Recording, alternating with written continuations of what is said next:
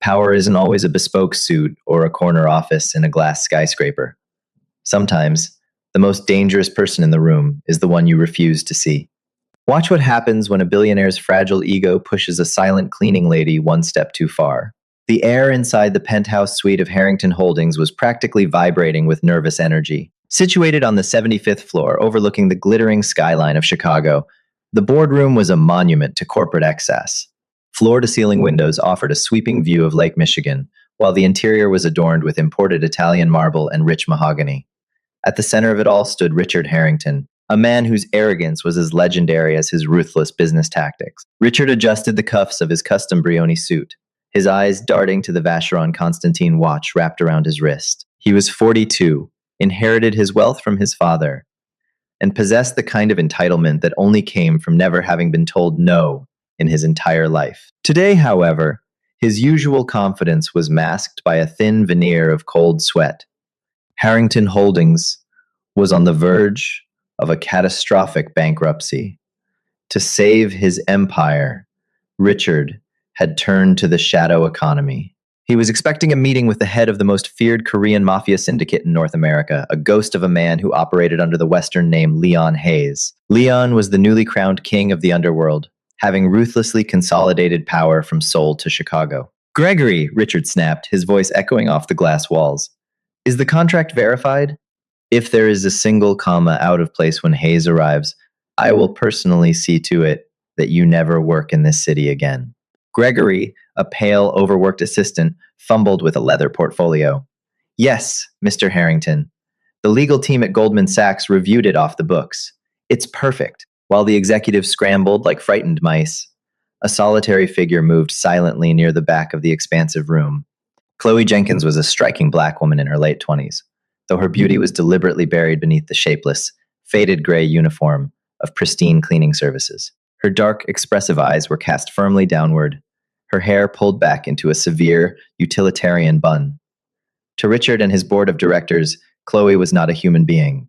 She was part of the furniture, a ghost meant to scrub their messes and empty their trash without ever making a sound. But Chloe was not just a cleaning lady.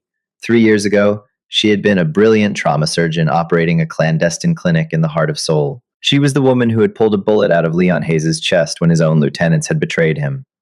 She was the woman he had loved, the woman he had promised to marry. But when a rival cartel put a $10 million bounty on her head to get to Leon, Chloe made the hardest decision of her life. She faked her own death in a fiery car crash to free Leon from his enemy's leverage. She fled to America, changed her identity, and took the lowest paying, most invisible job she could find. For 3 years, she had lived in the shadows, waiting for the day Leon finally eradicated the threats against them. She was wiping down the edge of the massive oak conference table when the accident happened. Richard, pacing like a caged tiger and barking into his sleek smartphone, spun around without looking. He collided hard with Gregory, who was holding a freshly brewed, scalding cup of artisan espresso. The cup launched into the air, shattering against the edge of the table. The dark liquid splashed violently, completely soaking Richard's $5,000 Berluti shoes and staining the cuffs of his pristine trousers. A dead silence fell over the boardroom, the kind of silence that precedes an explosion. "My shoes," Richard whispered, his voice trembling with a rage so profound his face turned a mottled crimson. He slowly lowered his phone. He didn't look at Gregory. Instead, his furious gaze locked onto the nearest available target, the woman holding a microfiber cloth. "Chloe." "You," Richard hissed, stepping toward her.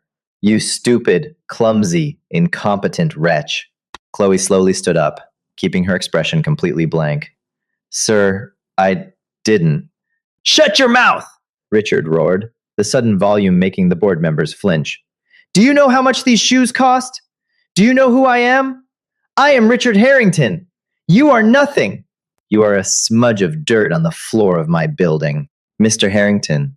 It was Gregory who dropped the coffee, one of the braver board members murmured hesitantly. "I don't care," Richard spat, his ego demanding a sacrifice. He pointed a trembling, manicured finger at Chloe. She was in the way. If this walking piece of trash hadn't been lingering around like a stray dog, I wouldn't have bumped into him. This is what happens when you hire off the street. They have no grace, no intelligence, no situational awareness. He stepped closer to Chloe, towering over her, his breath smelling of expensive scotch and mint. Look at you, pathetic. You think you can just wander around my boardroom while I am preparing for the most important meeting of my life? You think your apologies mean anything to me? Chloe's jaw tightened imperceptibly. The muscles in her back coiled. 3 years ago, she had watched men far more dangerous than Richard Harrington beg for their lives. It took every ounce of her willpower to keep her hands relaxed at her sides instead of driving her palm upward into his nose. I apologize for the disruption, Mr. Harrington, Chloe said, her voice smooth, steady, and entirely devoid of the fear he was trying to extract from her. I will clean it up immediately. Her calmness only infuriated him further. He wanted her to cry. He wanted her to cower. Clean it? Richard laughed maliciously. Oh, you're going to clean it, but you aren't going to use a mop. Get on your knees. The room gasped. Gregory took a step forward. Sir, please, the Hayes delegation will be here any second. I said get on your knees, Richard bellowed, his eyes bulging. You are going to scrub this floor with your bare hands and that pathetic little rag. You're going to scrub my shoes until I can see my reflection in them. And if you miss a single spot, I will personally call the owner of your agency and ensure you are blacklisted from every minimum wage toilet scrubbing job in the state of Illinois. Now down. Chloe stared at him. A heavy, dangerous silence stretched between them. She calculated the variables. If she fought back, she would be arrested. Her fingerprints would be run through the system. Her alias would collapse. The cartel remnants would find her. Slowly, deliberately, Chloe lowered herself to the floor. She knelt on the damp, coffee-stained carpet, bowing her head, raising the cloth to the leather of his shoe. Richard sneered in triumph, looking around at his silent, complicit executives. That's exactly where you belong, he muttered, adjusting his tie. Right at my feet. The humiliation was a bitter pill, but Chloe swallowed it with the cold pragmatism of a survivor. As her hands worked over the stained leather of Richard's shoes, she detached her mind from the present. She focused on the rhythmic motion of the cloth, her breathing slow and controlled. She had stitched up gunshot wounds in dimly lit basements, while bullets tore through the walls above her. A bloated billionaire throwing a temper tantrum was nothing but a minor inconvenience. Harder, Richard snapped, tapping his foot impatiently against her knee. You missed a spot near the heel. Good God, you people are utterly useless. Why do I even pay for this service? I should have security throw you out on the street. Sir, Gregory interrupted, his voice squeaking with genuine terror. He was staring at the tablet in his hands. The private elevator. They're here. The atmosphere in the boardroom shifted instantly. The petty cruelty radiating from Richard vanished, replaced by sheer, desperate panic. He kicked his foot back, nearly striking Chloe in the chin, and scrambled backward. Move! Get out of sight! Hide behind the credenza.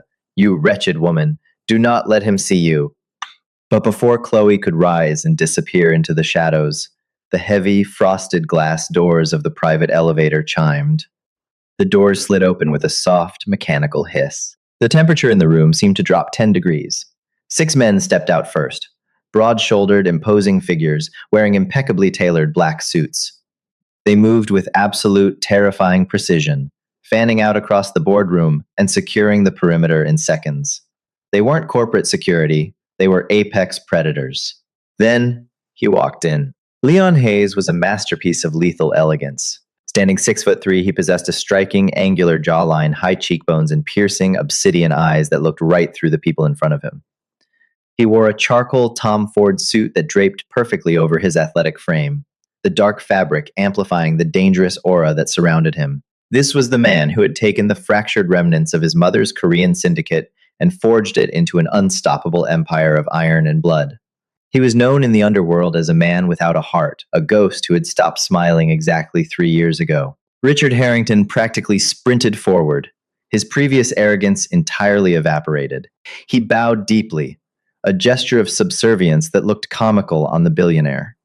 Mr. Hayes, welcome to Harrington Holdings. It is an absolute honor to have you here, Richard gushed, his voice trembling.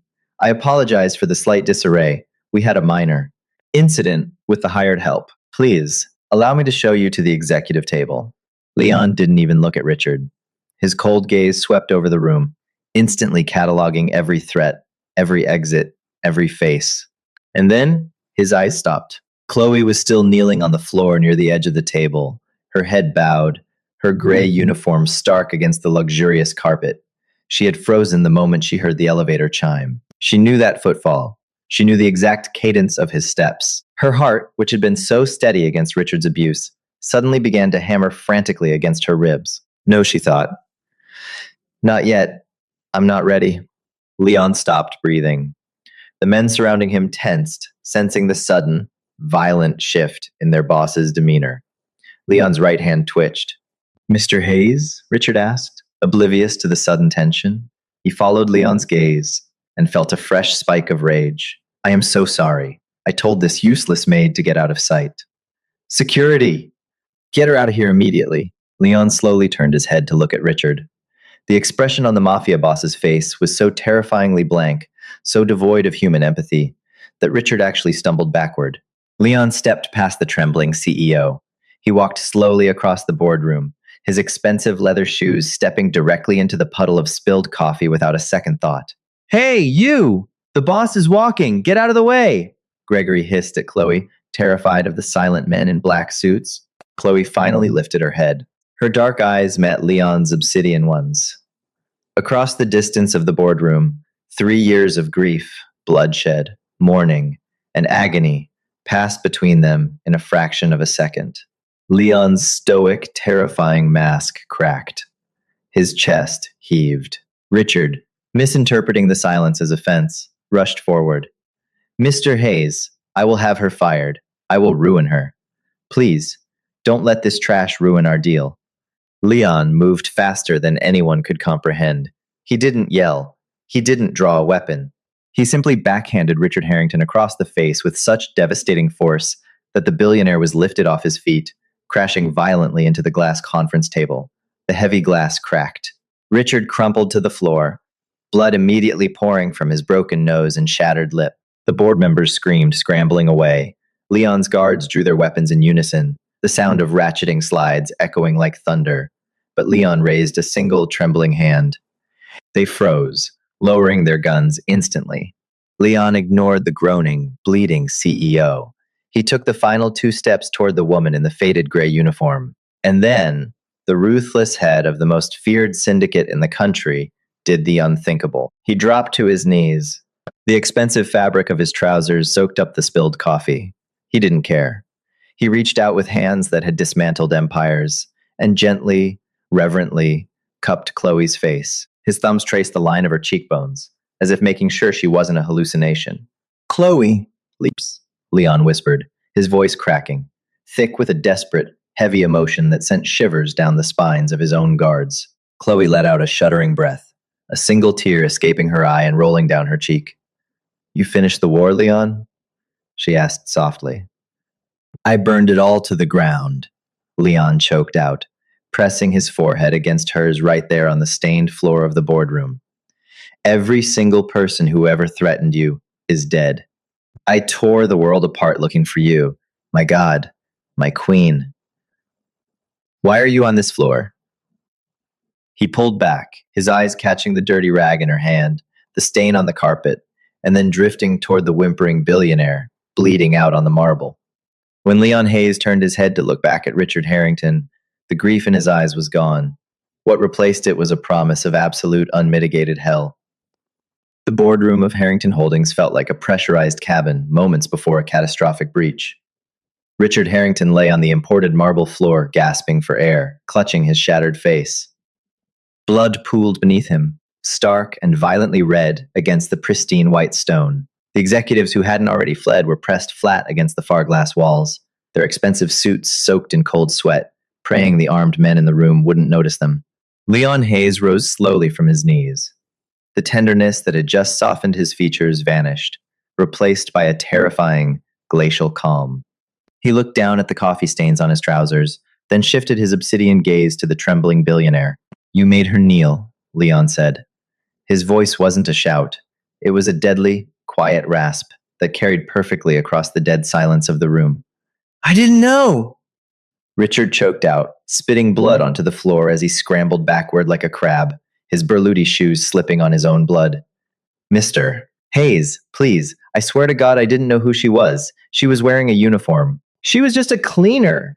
Her name, Leon said, taking a slow, measured step forward, is Dr. Chloe Washington, former chief surgical resident at Northwestern Memorial. She was the youngest attending trauma surgeon to ever operate at Severance Hospital in Seoul. She is a woman who has saved more lives with her bare hands than you have ruined with your fountain pens. And she is the woman who is going to wear my ring. A collective gasp echoed from the remaining board members. Gregory, the pale assistant, dropped his tablet, his jaw unhinged in absolute shock. Leon's right-hand man, a towering enforcer named Caleb, stepped forward and handed his boss a silk handkerchief. Leon systematically wiped the coffee from his hands, never breaking eye contact with Richard. Mr. Hayes, we have a deal, Richard pleaded, tears streaming down his bruised face, mixing with the blood. His legendary arrogance had completely evaporated, leaving only a pathetic, desperate man. The bankruptcy. The syndicate promised an injection of $300 million. You signed the letter of intent. You need Harrington Holdings for your legitimate front in Chicago. Leon let out a dry, hollow chuckle. He tossed the stained silk handkerchief directly onto Richard's chest. I don't need your failing company, Richard. I never did, Leon murmured. Do you think it was a coincidence? I agreed to meet you today. My network tracked a biometric anomaly near the Federal Reserve Bank on LaSalle Street 3 days ago. A facial recognition hit on a ghost. I bought your company's debt purely as an excuse to breach this building and tear it apart floor by floor until I found her. Richard's eyes widened in sheer, unadulterated horror as the reality of his situation set in. Caleb. Leon snapped his fingers. The enforcer pulled a sleek satellite phone from his jacket and dialed a single number. He handed it to Leon. Execute the hostile takeover, Leon commanded into the receiver, his eyes locked on Richard. Dump the Harrington stock we acquired last week. Short it to zero. Call in the mezzanine loans from the shell corporations and trigger the morality clause in the board's fiduciary contracts. Liquidate him. No, no, please, Richard screamed, trying to get up. But two of the syndicate guards stepped forward, their sheer presence forcing him back down. That's my father's legacy. You'll wipe out my entire net worth. I'll have nothing. You'll have exactly what you deserve, Leon replied coldly. You thought she was a smudge of dirt on your floor? By the time the New York Stock Exchange closes in 20 minutes, Richard, you won't even be able to afford the mop she was using. Leon turned his back on the ruined billionaire, a gesture of ultimate dismissal. He walked back to Chloe. She was standing now, having silently observed the destruction of the man who had tormented her for months. She still wore the shapeless gray uniform, her hair messy from the confrontation, but the way she carried herself had fundamentally shifted. She was no longer hiding. Leon, Chloe said softly. Her voice was steady, grounded. She looked at Richard, who was now openly sobbing on the floor, clutching his broken nose. That's enough. Leon paused, his brow furrowing. He humiliated you, Chloe. I should throw him through that window. He's a pathetic bully who just lost everything, Chloe replied, her tone clinical and detached. Killing him or physically torturing him won't change what happened, and it won't erase the last 3 years. I'm a doctor, Leon. I don't want more blood on my hands, and I certainly don't want it on yours because of me. She stepped past Leon, walking directly toward Richard. The guards tensed, but Leon raised a hand, silently ordering them to stand down. Chloe knelt beside the weeping billionaire. Richard flinched violently, raising his hands to protect his face. But Chloe simply reached into her apron pocket, pulled out a clean, sealed package of sterile gauze she always kept on her, a remnant of her past life, and tossed it onto his lap. Apply pressure to the bridge of your nose and lean forward, not backward, or you'll choke on your own blood, Chloe instructed with crisp, professional authority. You have a bilateral fracture. You'll need an otolaryngologist to set it, or you'll have a deviated septum for the rest of your life. She stood up, looking down at him with a mixture of pity and absolute dominance. And, Mr. Harrington, you missed a spot on your shoes. With that, Chloe turned her back on the ruined CEO. She unbuttoned the cheap gray apron of Pristine Cleaning Services, let it slip from her shoulders, and let it drop onto the coffee-stained carpet. She walked toward Leon. He held out his hand. She took it, their fingers interlacing for the first time in over 1,000 days. The warmth of his grip sent a shockwave of electricity through her system, a sudden, fierce reminder that she was finally safe. Let's go home, Leon whispered. The descent from the 75th floor was a study in absolute silence. Chloe stood shoulder to shoulder with Leon in the private glass elevator as it plummeted toward the Chicago streets. The city sprawled out beneath them, a labyrinth of concrete and steel, but for the first time in 3 years, it didn't look like a hiding place. It looked like a kingdom. Leon hadn't let go of her hand. His thumb traced circles over her knuckles, feeling the calluses she had developed from years of manual labor. Every rough patch on her skin was a physical indictment of his failure to protect her sooner, and Chloe could see the quiet fury still simmering behind his dark eyes. "You're thinking too loudly," Chloe murmured, breaking the silence. Leon looked down at her, his jaw tight. "I'm thinking about the fact that you were scrubbing floors while I was sitting in penthouses. I'm thinking about how many men like Harrington spoke to you that way while you were trying to survive. It kept me alive," she reminded him gently. A high-profile trauma surgeon suddenly appearing in America would have drawn the cartel's attention in seconds. A cleaning lady with a fake social security number was invisible. It was the only way to ensure they couldn't use me as leverage to kill you. "The cartel is dead, Chloe," Leon stated, his voice carrying the finality of a graveyard. "The leaders in Seoul? Buried.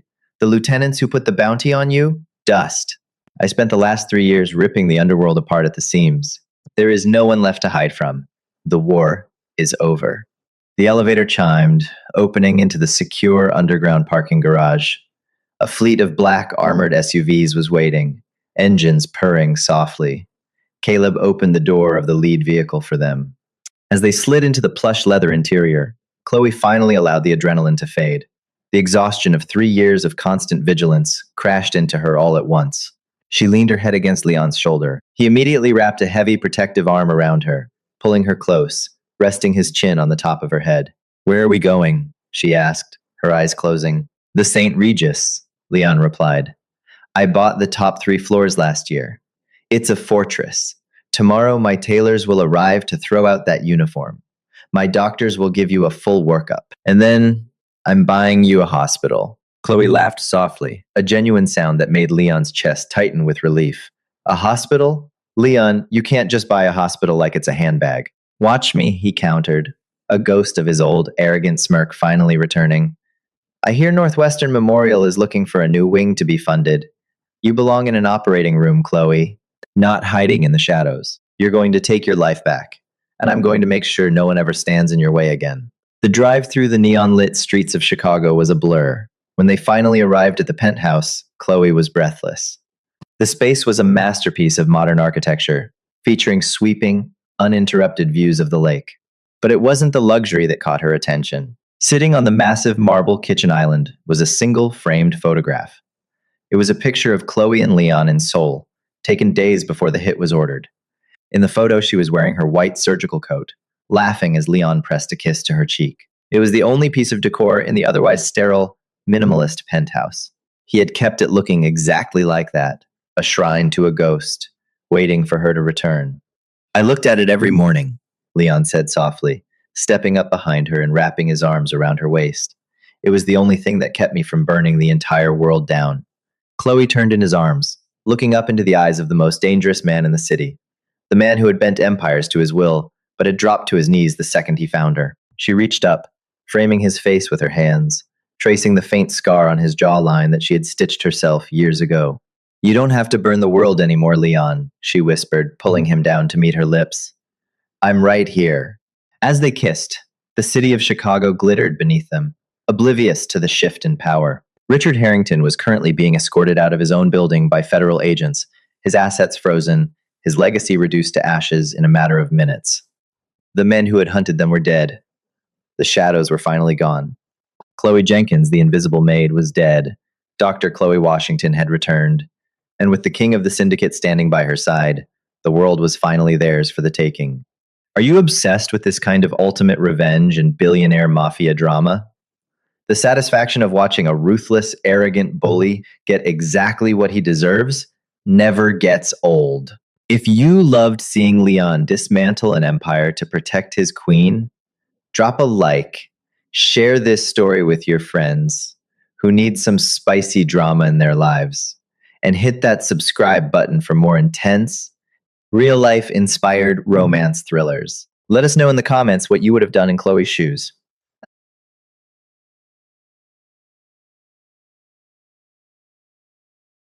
Hi, my name is Trent, the owner and manager of Court Secrets.